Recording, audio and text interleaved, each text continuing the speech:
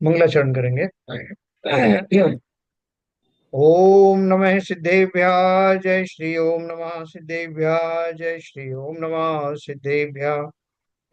मंगलम भगवान वीरो मंगलम गौतमो गणी मंगलम कुंद कुंदाद्यो जैन धर्मोस्तु मंगलम सर्वमंगल मांगल्यम सर्व कल्याण कारकम प्रधानम सर्वधर्माणां जैनम जयतो शासनम जैनम जयतो शासनम जैनम जयतो शासनम। नमः समय साराय स्वानुभूत्या चकाशते चित् स्वभावाय भावाय सर्वभावांतरच्छिदे। अध्यात्म अमृत कलश का निर्जराधिकार हमारा चल रहा है और इसमें बहुत प्योरिटी के साथ बताया है आचार्य अमृतचंद्र ने कि निर्जरा वास्तव में जो संवर पूर्वक होने वाली जो निर्जरा है वो कैसे होती है। तो उन्होंने पूरे क्रम पूर्वक बताया, जीव अजीब से लेकर के भेद विज्ञान करते हुए आश्रमों से आश्रम से निराश्रम होने की पूरी कहानी बताते हुए तदनुसार निराश्रवी को होने वाला कर्म बंधन में कर्म बंधन का समापन जिसे हम संवर कहते हैं उसका हमने स्वरूप पढ़ा। संवर के बाद में सत्ता में रहने वाले जो कर्म है उनकी निर्जरा होनी आवश्यक है और स्वाभाविक रूप से होती है, क्योंकि संवर होने के बाद जीव को नवीन कर्मों का बंधन हो नहीं रहा है और उसके भाव निरंतर स्व में स्थापित हैं, जिसके फलस्वरूप सत्ता में विद्यमान जो कर्म है उनकी चूलें हिल जाना बहुत स्वाभाविक है।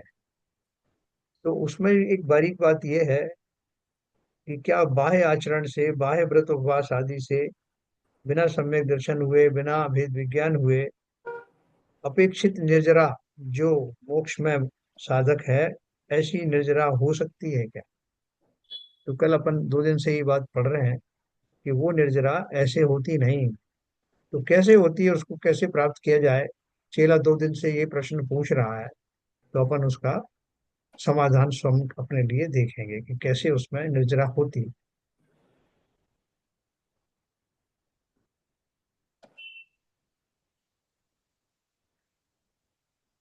देखिए अपन ने ये पढ़ा था।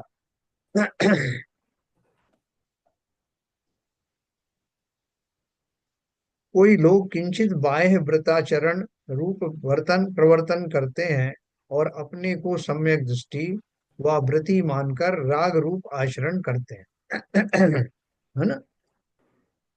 कोई मनुष्य महाव्रत तथा समिति आदि मुनिपद योग्य व्रतों का भी आलंबन करते हैं, तथापि आत्मा व स्वरूप के भेद को यथार्थ में न जानते हुए भी अपने को सम्यक दृष्टि व मुनि मानकर बंध रहित मान बैठते हैं। न केवल उनके सानिध्य में आने वाले श्रावक उनको ऐसा मानते हैं, वे स्वयं भी अपने आप को मात्र इसलिए सम्यक दृष्टि मानने लगते हैं क्योंकि उन्होंने वस्त्र आदि का त्याग कर दिया और अपनी उस भूमिका को, उस बदली हुई भूमिका को सम्यक्त का अधिकारी मानकर स्वयं को सम्यक दृष्टि मान लेते हैं। तो बोलते हैं, आचार्य कहते हैं कि जिनको आत्मा की भावना नहीं है, कर्म नो कर्म भाव कर्म से पृथक आत्मा का अनुभव नहीं है, वे चाहे अपने को सम्यक्ति कहें, व्रती श्रावक कहें या अपने को महाव्रती साधु कहें, पर वे सम्यक से भी शून्य हैं। पाप मुक्त ही नहीं है किंतु पाप का ही संचय करते हैं। कितनी बात कही उन्होंने। किंतु देखो उल्टा नेगेटिव हो रहा है। क्यों नेगेटिव हो रहा है। जिनको आत्मा की भावना नहीं है, कर्म नो कर्म और भाव कर्म से पृथक आत्मा का अनुभव नहीं है, वे चाहे अपने को सम्यक्ति कहें, व्रती श्रावक कहें या अपने को महाव्रती साधु कहें, वे पर वे सम्यक्तता से भी शून्य हैं, पाप मुक्त ही नहीं है किंतु पाप का ही संचय करते हैं। क्यों करते हैं पाप का संचय। क्योंकि उनकी जो भूल है, मिथ्यात्व एक बहुत बड़ा पाप है। और मिथ्यात्व के कारण से होने वाली समस्त भूलें उनको पापी की श्रेणी में ला खड़ी कर देती हैं, सभी व्यक्तियों को जो भी हैं। अब जो साधु की दशा में है, उनके साथ में तो दो दो नुकसान हो रहे हैं। एक तो उनको मानने वाले को भ्रमित हो रहे हैं, और उनसे अपने को ऊंचा मानने के कारण ये स्वयं या तो अहंकार में डूबे हैं या भ्रमित भी हो रहे हैं। तो इस सभी प्रकार से भ्रम की स्थिति में है। मायाचारी भी उसमें जुड़ी हुई है। ये सम्यक तो है तो नहीं, सम्यक के लक्षणों को पता खुद भी लग जाता है, लेकिन वैसा मानना और दूसरों को जतलाना ये भी मायाचारी में आता है। मेरा पद बना रहे लोग मुझे सम्यक दृष्टि माने, ये लोभ भी बना रहता है, ये मान भी बना रहता है। हाँ मेरे हाँ। एक प्रश्न है यहाँ पर। जी।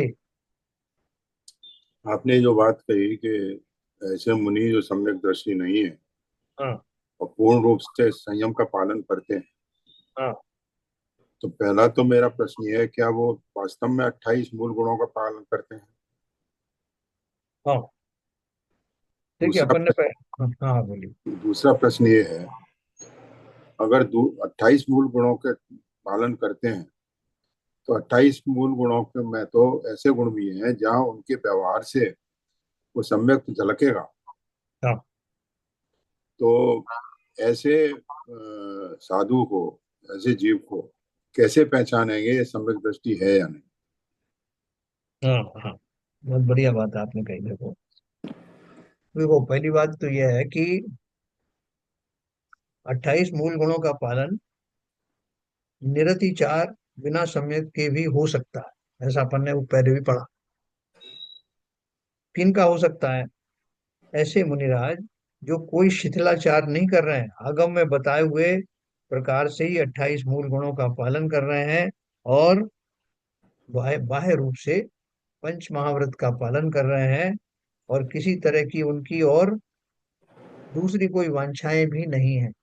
उत्कृष्ट दशा के बारे में बात कर रहे हैं। ऐसा द्रव्यलिंगी जीव भी मिथ्या दृष्टि रह सकता है। क्यों रह सकता है? क्योंकि वो इन सब का पालन इस भावना के साथ कर रहा है कि मैं मुनि हूँ, मैं आचार्य हूँ या मुनि हूँ या जो भी हूँ, मुझे तो ये पालन करना ही है।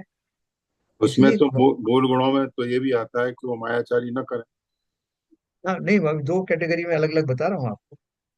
तो पहली कैटेगरी की अपन बात कर रहे हैं, वो कोई मायाचारी नहीं कर रहा।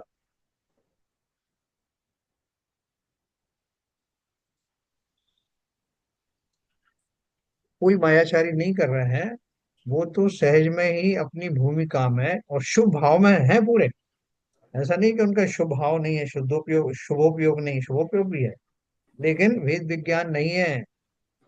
ये जो महाव्रत आदि पालन करने की जो भूमिका है, ये बाह्य रूप से तो है, लेकिन अंदर में भेद विज्ञान नहीं है। मुनि व्रत का पालन फिर क्यों कर रहे हैं?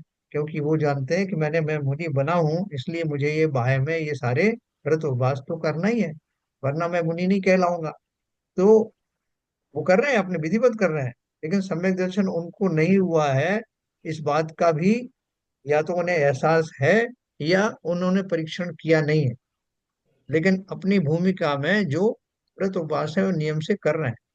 तो देखो, हम सबको भी सम्यक दर्शन अगर नहीं भी है, और अगर हम विधिवत बिना किसी आकांक्षा के निरपेक्ष भाव से व्रत संयम का पालन करते हैं, तो उसमें कोई अपराध नहीं। नहीं।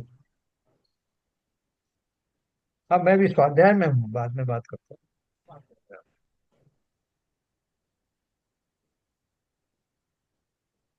तो ऐसे व्रत नियम संयम पालन करने में हर्ज नहीं है। शुभोपयोग तो अवश्य है, पुण्य का बंध भी होगा। और ऐसे ही मुनि देह परिवर्तन के बाद में 9वें ग्रेवियक तक जाते हैं, जिनकी बात आती है वो ऐसे मुनि होते हैं। हर कोई थोड़ी चला जाता। तो इसका मतलब क्या है कि वो उत्कृष्ट रूप से साधना तो कर रहे हैं, और उनके अंदर में कोई मायाचारी भी नहीं है कि वो लोगों को दिखाने के लिए कर रहे हो। उनका उतना ही उनका संयम बना है, उतने ही उनके भाव हुए हैं, उतना वो कर रहे हैं। अब वो तो लोगों के ऊपर है कि लोगों ने सम्यक दृष्टि मानते हैं नहीं मानते हैं, क्योंकि मिथ्या दृष्टि जीव सम्यक दृष्टि को पहचान नहीं सकता। सम्यक दृष्टि ही सम्यक दृष्टि को पहचान सकता है, पहली बात। अब ये पहली कैटेगरी हुई, उत्कृष्ट कैटेगरी है ये, इसमें ऐसा कोई वो नहीं है कि हम उनको नकार रहे हैं। अपने यहाँ भी जो प्रतिमा आदि जो धारण करते हैं श्रावक, तो दर्शन प्रतिमा छोड़ के बाकी सब प्रतिमा उन्होंने एक्सेप्ट कर ली है। तो अपने मोक्ष मार्ग प्रकाशक में अपन ने पढ़ा था कि वो चाहें तो वो प्रतिमाओं में दिए जाने वाले व्रत नियमों का पालन तो करें, लेकिन इस बात को भी ध्यान से समझें कि मुझे सम्यक तो हुआ नहीं। अगर वो ऐसा मान करके और ये सब शुभ क्रियाएं करते हैं तो कोई हर्ज नहीं, क्योंकि वो अपने आप को भी ठग नहीं रहे हैं, दूसरे को भी नहीं ठग रहे हैं, और सम्यक पाने का लक्ष्य भी उनका बाकी है। इसलिए वो कोई अपराध नहीं कर रहे हैं उस अपेक्षा से। जब तक सम्यक दर्शन नहीं हो रहा तो मैं शुभ में रहूं क्यों ना रहूं। लेकिन दूसरी कैटेगरी के जो जीव हैं, जिनको पता भी है कि उनको सम्यक्त नहीं हुआ है, जिनको पता है कि उनके आचरण अभी विकारों से रहित नहीं हुए हैं, 28 मूल गुणों का बराबर पालन नहीं हो रहा है, ये तो हम भी देख के पता लगा सकते हैं मोटा मोटा। जिसको वाणी के ऊपर अपना कंट्रोल नहीं है, उनको भाषा वर्गना है, भाषा समिति कहाँ से होगी। जिनको आहार वगैरह में जिनकी आकांक्षाएं बनी हुई हैं, जो बोल करके बोलते हैं कि ये बना लेना वो खा लेना, जिनको जलती हुई अग्नि देख के अंतराय नहीं होता है, ऐसे बहुत सारी चीजें हमारे यहाँ दी है परीक्षण। उन परीक्षणों से ये सिद्ध हो जाता है कि वो वास्तव में निरतिचार पालन कर रहे हैं या नहीं कर रहे हैं।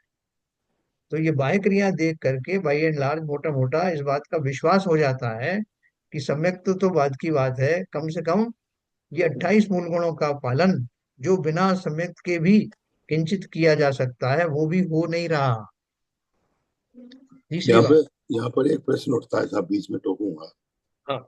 कि अगर ऐसे मुनि सम्यक दृष्टि हैं, जी। तो ये क्या उनका व्यवहार ऐसा हो सकता है जहाँ उनकी भाषा समिति और ये दूसरे आहार समिति की वो पालन नहीं कर पा रहे हों? सम्यक दृष्टि होने के बाद हाँ। नहीं, ऐसा नहीं होगा। अच्छा। अगर नहीं जीव तो सम्यक दृष्टि है, that is my opposite question है।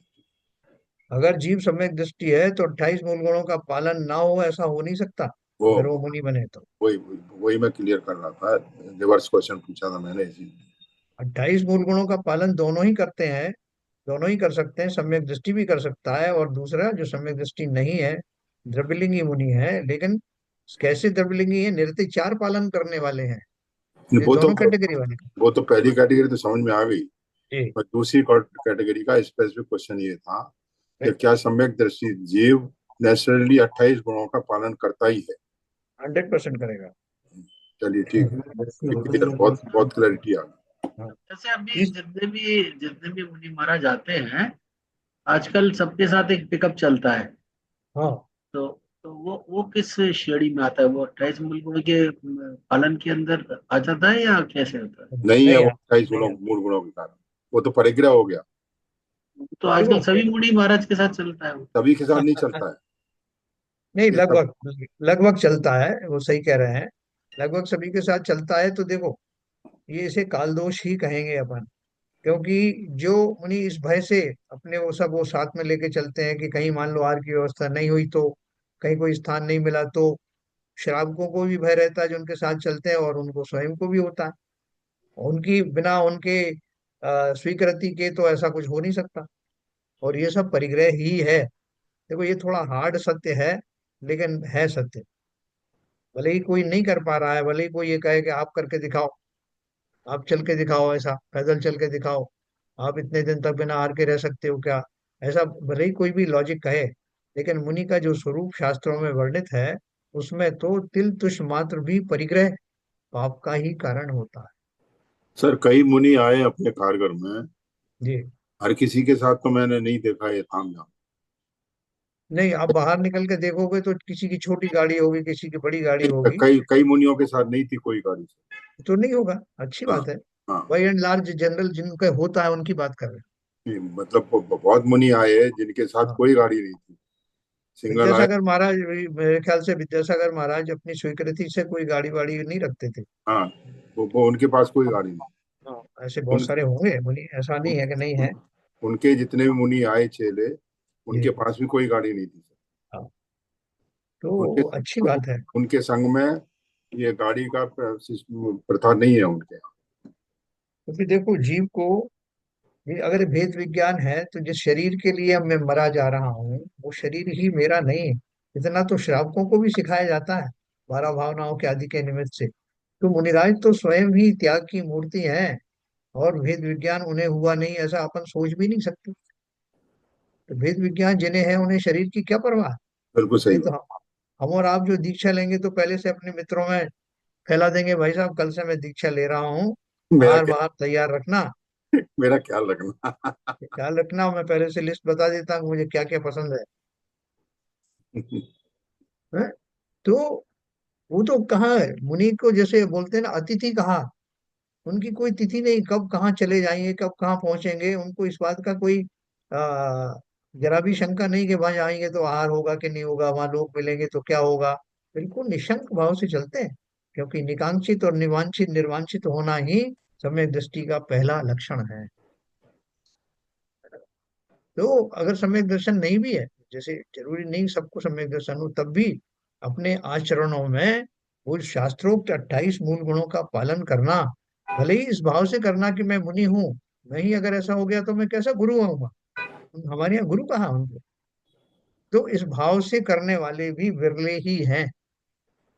और अगर ये बात आप सार्वजनिक रूप से कह दो तो उन साधुओं को बुरा लगता है, क्योंकि शास्त्रों में भी लिखा हुआ है कि पंचम काल में ये दोष है, काल दोष है कि साधु जो है वो वनों में रहना पसंद नहीं करेंगे, नगरों में रहेंगे, पास में रहेंगे, और वो निरतिचार पालन करने में लगभग असमर्थ होते हैं। तो फिर भी उसमें भी देखो तो और कैटेगरीज हैं। 28 मूल गुणों में जो मूल गुण, विशेष मूल गुण है जो बाहर से दिखाई देते हैं, कम से कम उनका ध्यान रखना। जैसे भाषा तो सब लोग समझते हैं ना, आप किस भाषा का प्रयोग कर रहे हो, आप कैसे लोगों को डांट फटकार रहे हो, कैसे इसमें अनुचित शब्दों का प्रयोग कर रहे हैं, कैसी आपकी चर्याएं हैं, कोई रात में भी बोल रहे हैं, कोई मौन नहीं रह रहे हैं, कोई कुछ भी अनर्गल वृत्तियां कर रहे हैं, तो वो तो प्रत्यक्ष में दिखाई देते हैं ना। जो सार्वजनिक रूप से दिखाई दे, कम से कम ऐसे दोष तो नहीं होना चाहिए। अपन ये किसके लिए कह रहे हैं, अपने लिए कह रहे हैं कि अगर हम इस पर्याय में हमें मुनि बनने का सौभाग्य मिला तो इस तरह के दुर्गुण हमारे अंदर ना रहें, हम इन सब का अक्षरशः मूल गुणों का पालन करें, यही भावना करते हैं। कौन नहीं कर रहा, नहीं कर रहा, हमें उसका एनालिसिस नहीं करना।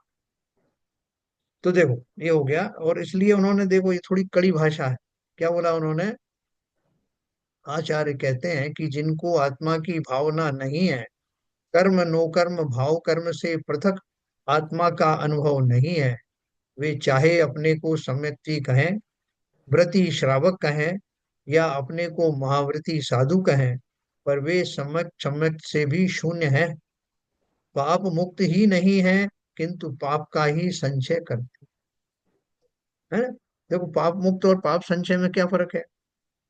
जो जीव अभी मुनि बन गए मान लीजिए, तो मुनि बनने हैं और सम्यक दृष्टि जीव है, तो वो पाप मुक्त है या नहीं है, बताओ मेरा प्रश्न। जो मुनिराज चतुर्थ गुण स्थान से तो ऊपर आ गए, छठे हम्म। सातवें गुण स्थान में है, तो वो तो अभी पाप मुक्त तो नहीं है।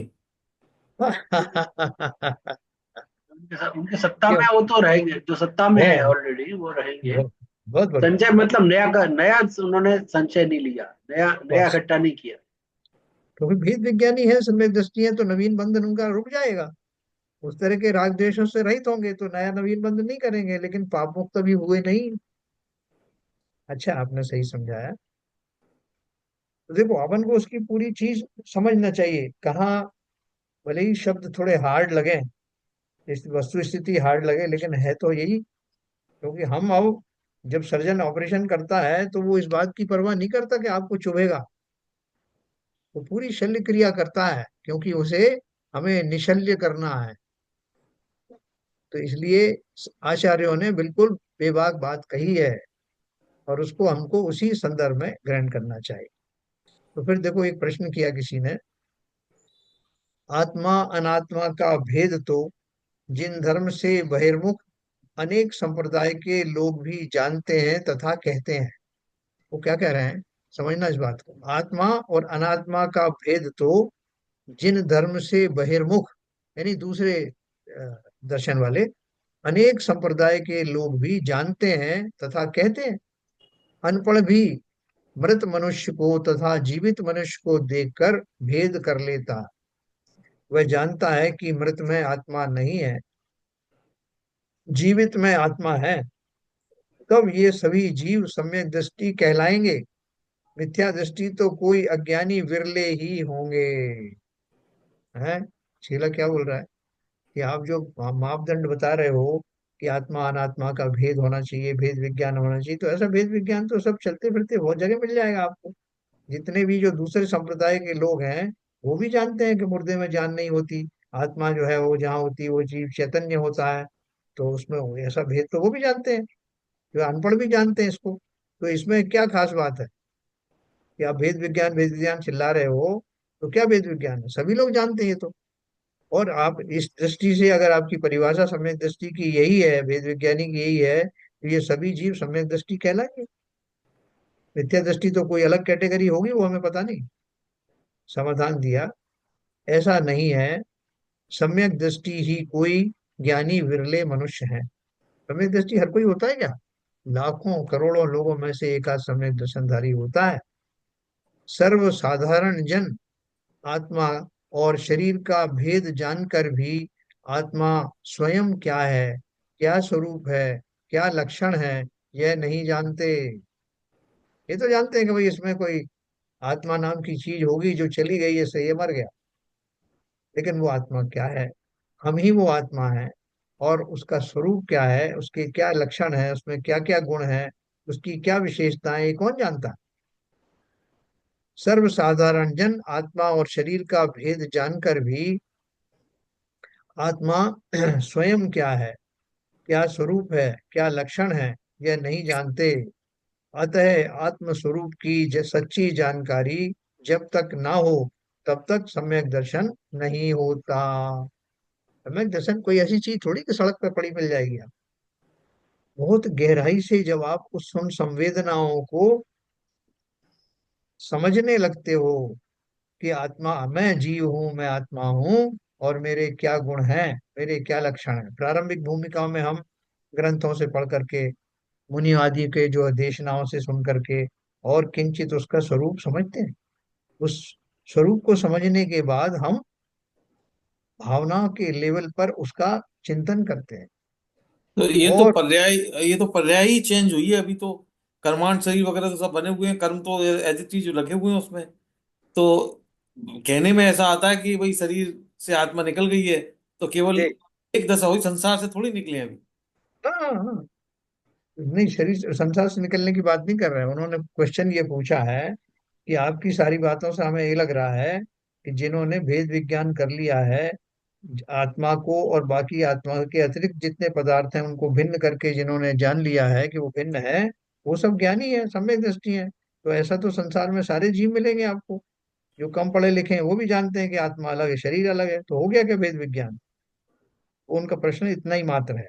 तो वो उसका वो बता रहे हैं कि वो जो शरीर का और आत्मा का जो भेद है वो कैसा है ना। यदि ऐसा, उन्होंने बोला, यदि ऐसा ही मान लिया जाए तो भी जैसा मैं आत्मा। ये सम्यक सम्यक दर्शी में एक्चुअली जी, केवल जानने जानने वाली बात आ रही है, जानना हाँ, है। जी, और मानना है या नहीं है उसमें क्या, जान तो लिया, माना नहीं। हाँ, तो तो भी सम्यक दर्शी मानने की, होगा। नहीं नहीं, मानने की बात। सम्यक दर्शी जो होगा वो श्रद्धान के साथ होगा। केवल श्रद्धा, केवल ज्ञानावरणी कर्म से नहीं, दर्शन हाँ, मोहनी तो फिर कर्म का मतलब भी जानना भक्ति। और मानना दोनों चीज होगी ना, हाँ, श्रद्धान का मतलब मानना। हाँ, हाँ, सम्यक यह दर्शी श्रद्धान का मतलब मानेगा मान, भी। श्रद्धान का मतलब मान। तो मानना वाली चीज तो चरित्र वाली चीज होगी ना एक्चुअली। है अगर मानता है तो मतलब चरित्र है। चरित्र धारण करने वाली बात है पूरा। तो मतलब चरित्र अगर किसको कहते हैं मैं बताता हूँ। आपकी जो श्रद्धा है, उस श्रद्धा पूर्वक अपने स्वरूप का चिंतन बनाए रखना, वो चारित्र है। वो चारित्र। आपने श्रद्धा एक क्षण के लिए आपको श्रद्धा हुई कि मैं आत्मा हूँ, और वो आपका चिंतन हुआ और चला गया चिंतन, वो ठहरा नहीं। लेकिन वो निरंतर बना रहे, उस चिंतन में ही आप बने रहे, तो आपके जितने भी अपराध हैं वो होंगे ही नहीं। क्योंकि अपने स्वभाव में रहना ही तो चारित्र है। निश्चय चारित्र की परिभाषा ये है। लेकिन स्वभाव को पहले जानोगे कि नहीं? स्वभाव को जानना, उस पर विश्वास करना, ये सम्यक श्रद्धा का काम है। और उसको विशेष रूप से जानना सम्यक ज्ञान का काम है। और ऐसे जाने हुए आत्मा के स्वरूप में बने रहना, यही चारित्र है। अतः कई बार देखो अदला बदली करके भी शब्द दे देते हैं वो, लेकिन उसके पीछे बैकग्राउंड उन्होंने पहले ही समझा दिया है कि जानने का अर्थ ये नहीं कि शास्त्रीय ज्ञान, उसका आगे भी आएगा। जानने का अर्थ है उसमें मानना शब्द भी छिपा हुआ है। ये देखा ना, अतः आत्म स्वरूप की सच्ची जानकारी जब तक ना हो तब तक सम्यक दर्शन नहीं होता, है ना। सच्ची जानकारी कैसे हुई? कि जब मैं निरपेक्ष भाव से जान लूंगा कि वास्तव में मैं शरीर आदि समस्त पर पदार्थों से भिन्न हूं, ऐसा विश्वास के साथ जब जानूंगा, जानूंगा का मतलब मानूंगा, तभी उसी दशा में सम्यक दर्शन के लक्षण दिखाई देते हैं। आगे लिखा भी देखो ना, यदि ऐसा ही मान लिया जाए तो भी जैसा आत्मा का आगम में स्वरूप वर्णित है, वैसा तो प्रत्येक जैनागम का अभ्यासी जानता है, तब भी आप उन सबको सम्यक दृष्टि क्यों नहीं मानते? ये आ गया प्रश्न। हमारे सारे प्रश्न के उत्तर मिलेंगे। क्या बोला कि आपने बताया, हमने समझ लिया आत्मस्वरूप की सच्ची जानकारी। यदि ऐसा ही मान लिया जाए तो भी जैसा आत्मा का आगम में स्वरूप वर्णित है, वैसा तो प्रत्येक जैनागम का अभ्यासी जानता है, तब भी आप उन सबको सम्यक दृष्टि नहीं मानते। हम और आप जानते हैं कि नहीं? बोले साहब तो बहुत अच्छे से जानने लग गए हम, कम से कम 10 ग्रंथ पढ़ चुके हैं हम। तो इतने दिनों से हम यही बात रट लगाए हुए हैं, वेद विज्ञान और ये वो सब, तो अब तो हो ही गए ना सम्यक दृष्टि। तो क्यों नहीं मानते? समाधान दिया, आगम के कथन अनुसार आत्मा के स्वरूप का वर्णन आगम अभ्यासी कर सकता है। वर्णन, वह यह तो जानता है कि आगम में आत्मा का यह स्वरूप लिखा है, तथा वैसा कहता भी है, पर आत्मा के उस स्वरूप का अनुभवी नहीं है। हैं? बहुत अच्छी अच्छी व्याख्या करने वाले आपको विद्वान लोग मिलेंगे, जो आपको इतना स्पष्ट बताएंगे कि आपको लगेगा कि इनको, इनके स्पर्श, चरण स्पर्श कर लूं, कितना बढ़िया स्वाभाविक रूप से इन्हें विश्लेषण किया है। और ये हो सकता है कि स्वयं ही सम्यक दृष्टि हो, ऐसा हमें अनुमान भी होता है। लेकिन वो क्या बोल रहे हैं कि वो तो वही कह रहा है जैसा कि आगम में उसने पढ़ा है। बहुत सारे ग्रंथों का स्वाध्याय करने के बाद में जो हमारी वाक्पटुता निखर के आती है, बहुत सारे जीव बहुत अच्छे से उसको एनालाइज कर पाते हैं, उसमें किंचित उनमें ज्ञान भी उत्पन्न होता है, इसमें कोई शक नहीं है। लेकिन फिर भी जरूरी नहीं कि उसको सम्यक दर्शन हो गया हो। है, तो उन्होंने बोला कि वह तो आगम के कथनानुसार आत्मा के स्वरूप का वर्णन आगम अभ्यासी कर सकता है। वह यह तो जानता है कि आगम में आत्मा का यह स्वरूप लिखा है, तथा वैसा कहता भी है, पर आत्मा के उस स्वरूप का अनुभवी है या नहीं? जरूरी नहीं ना कि अनुभव हो। तो आत्मा का ऐसा स्वरूप लिखा है, ऐसा जानने में, तथा आत्मा का यह स्वरूप है, ऐसा अनुभव करने में महान अंतर है। जैसे मिश्री मीठी होती है, इस सत्य कथन में तथा मिश्री खाकर उसके स्वाद के सत्यानुभवन में महान अंतर है, उतना ही अंतर मिथ्या दृष्टि के आग मुक्त कथन में तथा सम्यक दृष्टि के आत्मानुभवन में भी है। अगर बैठे बैठे आदमी कह रहा है भाई साहब आपने शिखर जी देखा, शिखर जी में जाओगे तो आप क्या क्या वहां दिखाई देगा आपको, कैसा पहाड़ी के ऊपर अनुभूति होती है, और सुना है कि वहाँ ऐसा ऐसा होता है, और सब मैंने उसकी कई किताबें पढ़ी हैं, तो सब वहां पे जाकर के देखो आप, बहुत लाभ होगा आपका शिखर जी का। उन्होंने बोला आप गए हैं क्या वहां? बोले साहब मैं गया नहीं, लेकिन मैंने पढ़ा है किताबों में कैसा ऐसा है। उसके मुकाबले में अब एक व्यक्ति ऐसा कहे साहब मेरी इतनी परिक्रमा हुई, मैं इतनी बार जाता हूँ, मेरे ऐसे भाव बनते हैं वहां, ये करता हूँ, तो हमें उसकी बात ज्यादा प्रामाणिक लगेगी या जो किताब में से पढ़ के बताने वाली, है ना। जिसने अनुभव किया है उसकी बात भी उस अनुभव के आधार पर निखर कर आती है, तो उसकी प्रामाणिकता ज्यादा होगी ना। भले ही वाक्पटुता के आधार पर जिसने शास्त्र पढ़े हैं वो बहुत अच्छे से वर्णन कर दे, लेकिन फिर भी जो बात प्रामाणिक है, जिसने स्वयं आत्मा का दर्शन किया है, उसके मुख से निकली हुई वाणी में वो प्रामाणिकता, वो स्वाद भरा होगा। इसलिए आचार्यों और मुनियों के मुख से कही गई वाणी, उसका प्रभाव अलग होता है। कैसे मुनियों की? जो वास्तव में मुनि है, जो वास्तव में आचार्य हैं, जिनका सब प्रकार से पालन होता है, जो स्वयं सम्यक दृष्टि है, उनके मुख की बात है, क्योंकि वो अनुभव करके बोल रहे हैं। तो यहाँ उन्होंने बहुत कैटेगरिकली समझाया है कि मिश्री खा करके बोलना कि आहा मिश्री कितनी मीठी है, ऐसे तो अनुभव आप शब्दों से शेयर नहीं कर सकते। जिसने नहीं खाई है वो भी ऐसे ही बोलेगा मिश्री मीठी है, और जिसने खाई है वो भी ऐसे ही कहेगा, शब्द तो वही यूज करेगा। लेकिन उसकी भाव भंगिमा, उसकी बॉडी लैंग्वेज, उसके भावों का एक्सप्रेशन, सबसे आपको अंदाज लग जाएगा कि वो वास्तव में उसने उसका अनुभव किया। क्या ये बात सही है ललित जी?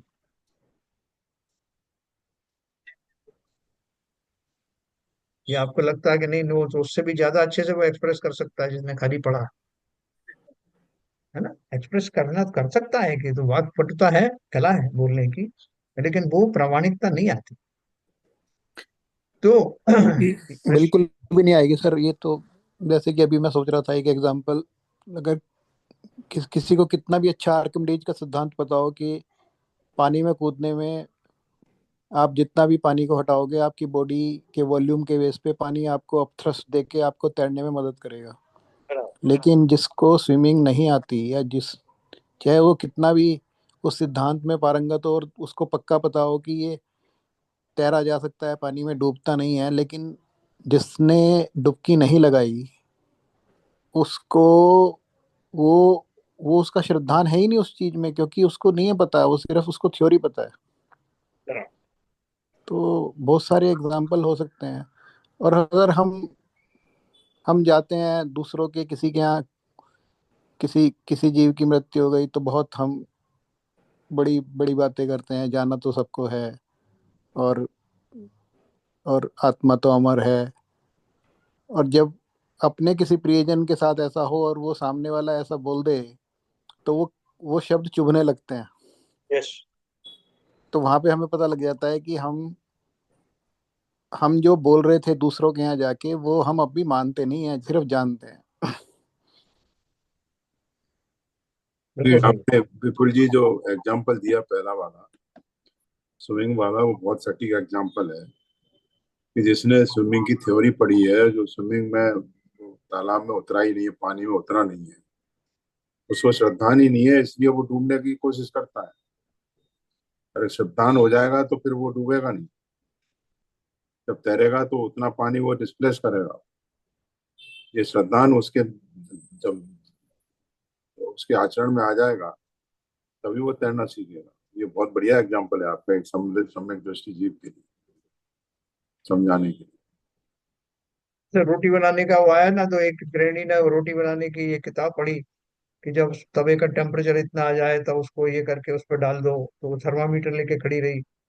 कभी तवे का टेम्परेचर देखे, कभी उसमें, और पानी में, आटे में इतना पानी डालोगे उसमें इतनी जो है उसमें आर्द्रता आ जाए, तो वो आर्द्रता नापने लग गई, कैसे करेंगे। तो जो खाली उनके वोकिश नॉलेज जैसी होती है, वो उसके नॉलेज पर काम करने से काम होता नहीं है। उसमें तन्मय होकर के उस काम को लिखने में, सीखने में, उस भावना में पूरी तरह से पारंगत होने से ही काम होते हैं। तो ठीक उसी प्रकार से प्रामाणिक ज्ञान जो है वो बुकिश नहीं होता। ये जरूर है कि बुक के माध्यम से हमारे ज्ञान की जो प्रारंभिक भूमिकाएं तैयार होती हैं, जो हम देशनाएं लेते हैं, उनके माध्यम से हमारा एक बैकग्राउंड तो अवश्य बनता है। लेकिन वही सब कुछ नहीं।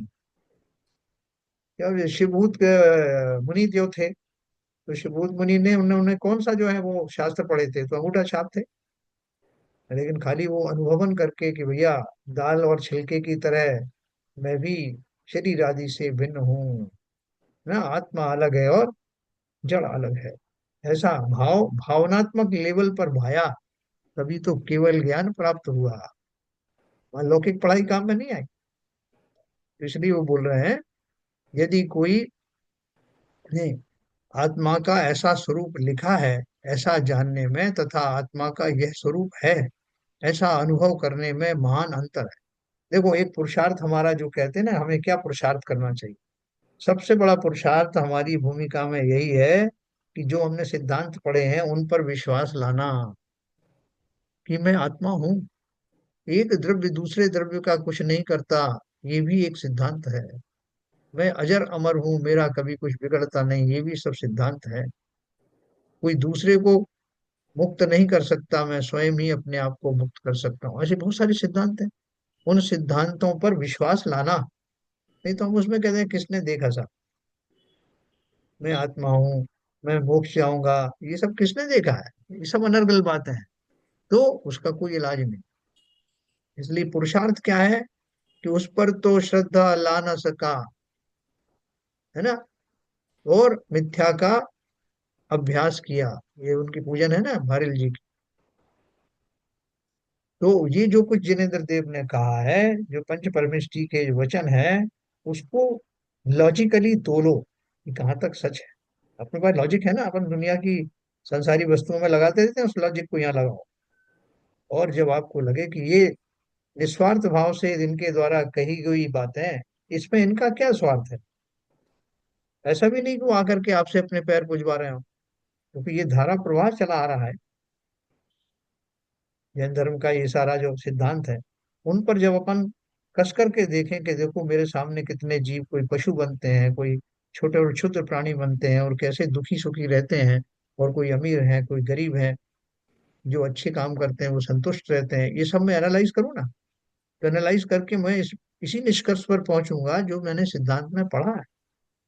तो वो एनालाइज करके जब मेरा सिद्धांत परिपक्व हो जाए, मुझे विश्वास हो जाए, तभी मेरा पुरुषार्थ सार्थक कहा जाएगा।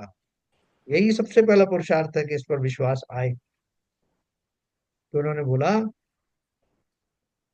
यदि कोई अपने को सम्यक दृष्टि कहता है और अपने को इसी आधार पर कर्म बंध रहित मानता है, तो आपको ईर्ष्या क्यों है? हैं? चेला खूब सुना रहा हूं, क्या बोल रहा है? यदि कोई अपने को सम्यक दृष्टि कहता है और अपने को इसी आधार पर कर्मबंध रहित मानता है, तो आपको क्या तकलीफ? समाधान दिया कि भैया, ईर्ष्या नहीं है, उस पर दया है। दया इसलिए आती है कि वह बेचारा भ्रांति से अपने को सम्यक मान, कर्म का बंधन करते हुए भी कर्म रहित अपने को मानकर मोक्ष मार्गी मान बैठा है, पर मोक्ष मार्ग से बहुत दूर है। यदि उसे सही आत्मज्ञान हो जाए तो उसका उद्धार हो जाए, इसलिए उसे संबोधित करते हैं। ये तो ये अभी आने वाले ये तीन चार जो क्वेश्चंस हैं वो बहुत मार्मिक हैं, हमारे प्रैक्टिकल लाइफ से जुड़े हुए हैं। क्या बताया उन्होंने कि हमें उसको, वो सम्यक दृष्टि कहता है, इससे तकलीफ नहीं। तकलीफ इस बात की है कि वो बेचारा भ्रम का शिकार है। अगर उसका जो भ्रम निवारण हो जाए, तो बहुत सारी उसकी जो कार्यकलाप हैं वो बहुत संयमित कार्यकलाप हैं, उनको सही दिशा में करे, अपनी सही अवस्था पहचान करके, तो सम्यक दर्शन अवश्य प्राप्त हो। है ना, जैसे किसी अपराधी को पकड़ना हो और पुलिस के ऊपर बहुत प्रेशर आ रहा है कि भाई अभी तक वो अपराधी पकड़ा नहीं गया, घटना हुई है, तो पुलिस वाले क्या कहेंगे कि किसी भी नकली अपराधी को पकड़ के पेश कर दें कि लो साहब ये मिल गया है अपराध। तो अब वो जो वास्तविक अपराधी है उसकी खोज बंद हो गई, सारा अटेंशन सारा फोकस उस पे आ गया, और जो रियल अपराधी है वो अपना घूम रहा है आराम से। ठीक उसी प्रकार से वो बोल रहे हैं कि अगर आपको सम्यक दर्शन का अभी हुआ ही नहीं है, और आपने नकली बातों से ही अपने आप को सम्यक सम्यक दर्शन मान लिया है, तो फिर आप सम्यक दर्शन की खोज कैसे करोगे? मुझे सम्यक दर्शन प्राप्त नहीं हो उसका प्रयास कैसे करोगे? पदमचंद जी।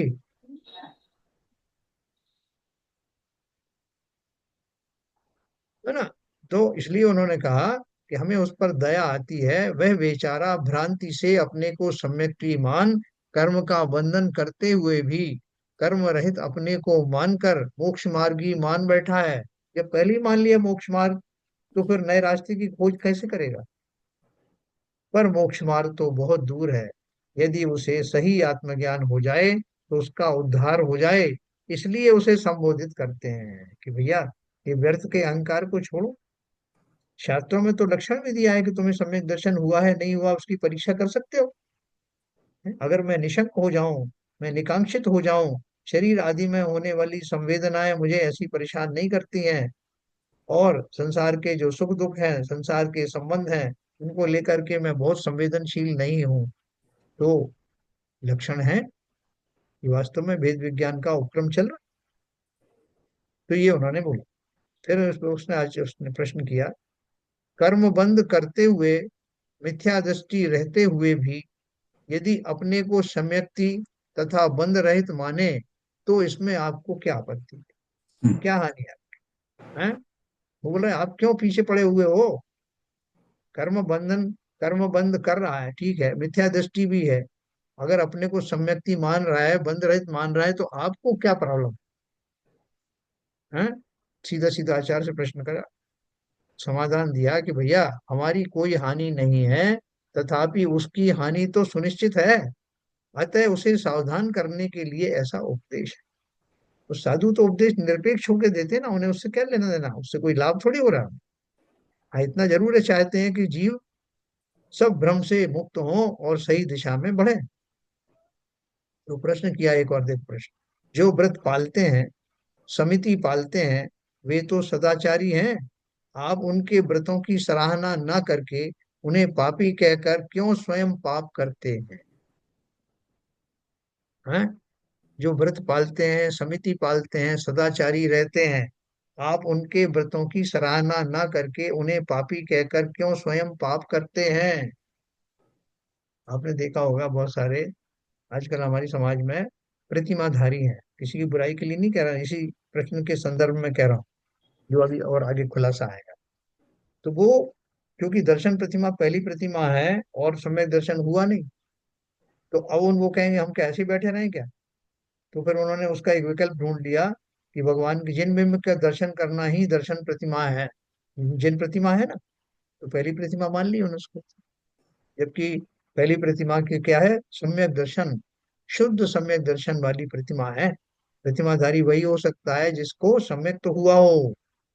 अब सम्यक तो हुआ नहीं साहब, अभी क्या करें उसकी पूर्ति के? ऊपर की प्रतिमा लेनी है, दूसरी तीसरी चौथी। तो उन्होंने मान लिया कि देव दर्शन करना ही सब पहली वाली प्रतिमा हो गई, दर्शन प्रतिमा। अब आगे क्या करना है कि शुद्ध जल का त्याग है।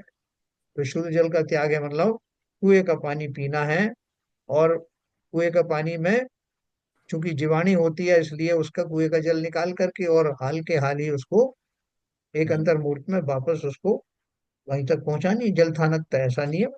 तब तो वो जल छना हुआ, वास्तविक छना हुआ माना जाए।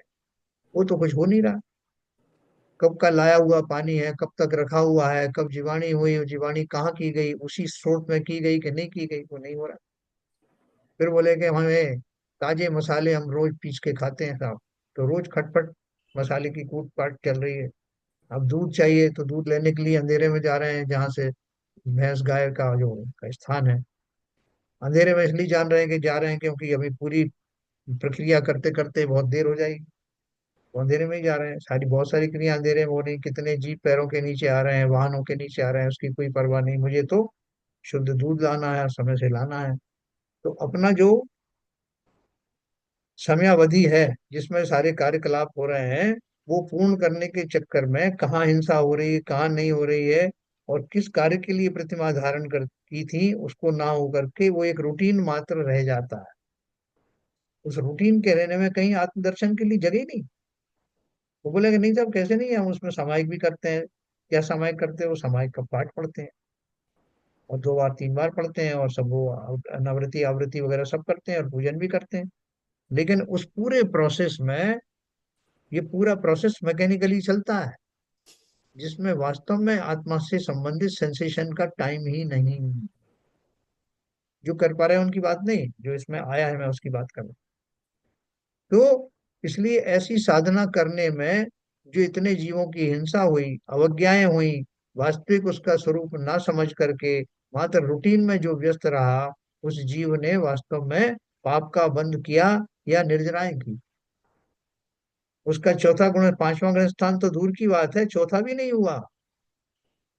और वो अपने मन में यही मान के बैठा है कि साहब मेरी चौथी प्रतिमा है, मेरी पांचवी प्रतिमा है, मेरी छठी प्रतिमा है। सातवीं प्रतिमा तक लोग ले लेते हैं ना। तो सातवीं प्रतिमा में जीव पूर्ण ब्रह्मचारी हो जाता है, और ब्रह्मचारी में शील की जो 9 बाड़े हैं उनका बाह्य रूप से पालन शुरू होता है और अडिग पालन होता है। वैसे तो ब्रह्मचर्य का पालन पहली प्रतिमा से ही शुरू हो जाता है, लेकिन सातवीं प्रतिमा का स्वरूप पढ़ो, कैसा उसके भाव होते हैं, कैसी उसकी क्रियाएं होती हैं, किस तरह का चिंतन होता है। सभाओं में नहीं जाना, श्रृंगार युक्त स्त्रियों से मिलना नहीं, ये बहुत सारी चीजें शील की 9 बाड़ों में सब लिखा है। वो सब नहीं हो रहा है, और वो अपने आप को क्या मान रहे हैं? वो अपने आप को प्रतिमाधारी मान रहे हैं। तो उसका नुकसान क्या है? उसका नुकसान जैसे ऊपर कहा उन्होंने कि भैया वो अपनी उस गलत फहमी की वजह से वास्तविक प्रतिमा का स्वरूप जानेगा ही नहीं, और उनमें ही भ्रमित होकर के पाप का निरंतर बंद करता हुआ खोटी गतियों में जाएगा। ये उन्होंने बहुत जोर से कहा। तो फिर उन्होंने प्रश्न किया, तो आप क्या कहना चाहते हो, नहीं करें क्या, व्रत नियम पालन नहीं करें क्या? तो उसका जवाब दिया, क्यों प्रश्न पूछा है कि जो व्रत पालते हैं, समिति पालते हैं, वे तो सदाचारी हैं। आप उनके व्रतों की सराहना न करके उन्हें पापी कहकर क्यों स्वयं पाप करते हैं? समाधान है, सदाचार की हम निंदा नहीं करते, किंतु वह सदाचार मोक्ष मार्गी बन जाए, इसलिए उसमें जो सम्यक्त भाव की कमी है उस पर उस व्यक्ति का ध्यान जावे, और मुंह फुलाकर अपने को झूठ मूठ ही मोक्ष मार्गी मानकर न ठगा जाए, इसलिए सत्य का प्रकाशन करते हैं। इसलिए शास्त्रों में ये बात कही। तो अब जो इस बात को कह देता है, लोग बोलते हैं कि ये सही मुनि भक्त नहीं है, ये सब सदाचार का पालन करना नहीं चाहता, ये कोई निश्चयभाषी व्यक्ति है। लेकिन शास्त्र में भी बहुत क्लियर लिखा है, और अपन भी लॉजिकली समझ सकते हैं कि कोरी क्रियाओं में ऊपर भी सब यही दिया है। पूरी क्रियाएं कर रहे हो, उस क्रियाओं में भी कितनी हिंसा हो रही, वो होती रहे साहब, मेरे को तो अपना नियम पालन करना है।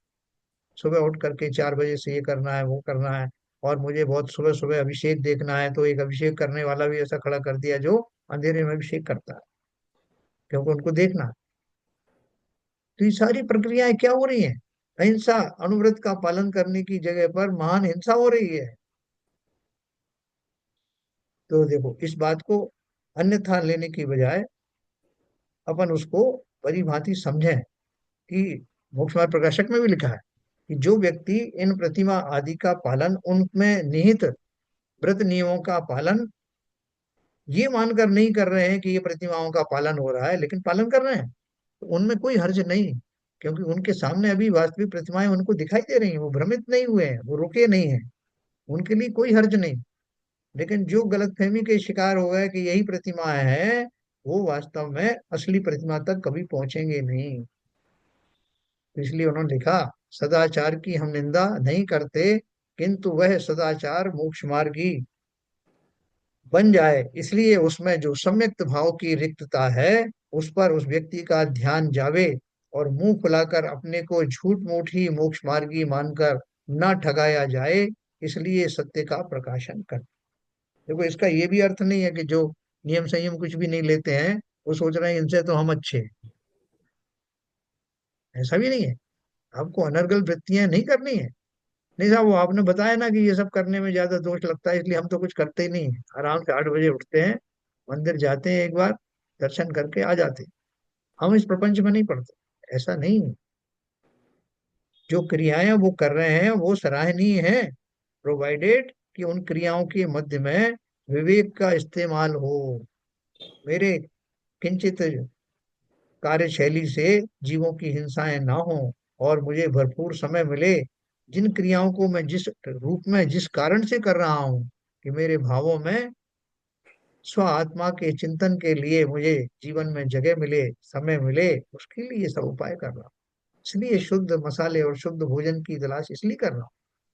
मात्र मसाले खाने से और इनसे सब से मोक्ष नहीं हो जाता। उनकी अपेक्षाएं समझ करके, और जीवन में मुख्य कार्य तो मुझे आत्मा का दर्शन करना है, उस कार्य में मैं कितना समय देता हूँ इस बात पर निर्भर करता है। असंयमी होने की बात नहीं, संयमी बनने की तो सराहना है, लेकिन संयमी बनकर विवेक पूर्वक संयम करो। फिर एक प्रश्न किया कि यहाँ तो सम्यक तो रहित होने पर सदाचारी महाव्रती मुनि को पापी कह दिया, यह तो स्वयं में घोर पाप है। क्योंकि महाव्रतादि शुभ कर्म है, इनसे पुण्य का बंध होता है। ऐसा आगम है, इन्हें अशुभ कार्य या पाप तो किसी भी ग्रंथ में नहीं लिखा। मिथ्या दृष्टि जीव भी तपस्या कर जिन दीक्षा से नवग्रह तक जाने का पुण्यार्जन करते हैं, तब आप पुण्य को पाप बनाकर मिथ्या मार्ग का प्रचार स्वयं क्यों करते? देखो कितना उग्र प्रश्न है ये। इसका उत्तर अपन कल पढ़ेंगे, ठीक है ना। और देखो अपन को भ्रमित नहीं होना कि कहीं अगर वो संयमी हो और उनके जो है किसी तरह के उनके आचरणों की निंदा की, इसका अर्थ ये नहीं है कि असंयमी बन जाना। ये इसका अर्थ उनके ये है दूसरों के लिए नहीं है, ये अपने लिए है। अपने लिए है ना। ये बहुत मार्मिक चीजें हैं, इनको अच्छी तरह से समझना। नहीं लोग अर्थ का अनर्थ कर देंगे साहब। ये आजकल ऐसे शास्त्र पढ़ रहे हैं जिसमें मुनियों की निंदा की है। और शास्त्र किसने लिखे हैं? उनकी टीकाएं किसने लिखी हैं? जो पक्के मुनि भक्त हैं, जगन मोहन शास्त्री, कैलाश चंद पाट कटनी वाले, और तीन चार और हैं, उनके द्वारा रचित है ये। और जो दिगंबर मुनि हमारे विद्यासागर महाराज को जो पढ़ाया करते थे, उन्होंने इसकी टीकाएं लिखी, हिंदी टीका है। तो अगर कुछ भी अनुचित होता तो महाराज ही आगे नहीं बढ़ने देते, उनको पहले लेकिन सुनाया जाता है। हाँ इसमें क्या होता है, जी। पहले तो खुद ही, जैसे ये शास्त्र पढ़ते हैं तो पहले तो खुद ही उसमें वेद विज्ञान मतलब दूसरों के बारे में निर्णय करने लगते हैं और चालू कर देते हैं पहले तो उसकी बुराई, और उसका वो लूटते हैं कि साहब देखो, और फिर उसको कहते हैं अरे ये तो शास्त्री ऐसे हैं, सब मुनियों को झूठे बताते हैं। हाँ तो मतलब एक तो आपको ना तो निंदा में लगना है इसमें, ये सब इसलिए कहा जा रहा है कि हम जब इस कार्य में जाएं और जब बस। तैयारी करें, तो तैयारी करें, व्रत लेने से पहले हम तैयार होने चाहिए। यस। ये एग्जाम्पल के लिए लोग उसको देखते हैं कि भाई तुम्हें ऐसे कोई मिलते हैं क्या, ऐसे कोई होते हैं क्या लोग, तो एग्जाम्पल के लिए लोग ढूंढने लगते हैं आसपास। लेकिन हमें वो एग्जाम्पल अपने का रिफॉर्म करने के लिए ही भले ही ढूंढो, उनके दोषारोपण करने के लिए नहीं। सही बात। आपने सही कहा, बिल्कुल सही है। कल अपन इस प्रश्न का और अच्छे से उत्तर पढ़ेंगे। ये मुख्य जो समय सार है अपन ने उसमें भी ये गाथा पढ़ी थी, उसी का रिलेटेड ये कलश है। ठीक है, तो कल अपन इसके बारे में और चर्चा करेंगे। और बहुत सिंपल शब्दों में लिखा है, इसलिए कुछ उसमें कोई वो भ्रम की स्थिति भी नहीं है। ठीक है सर, तो चलिए समय हो गया। ललित जी जिनवाणी स्तुति करें।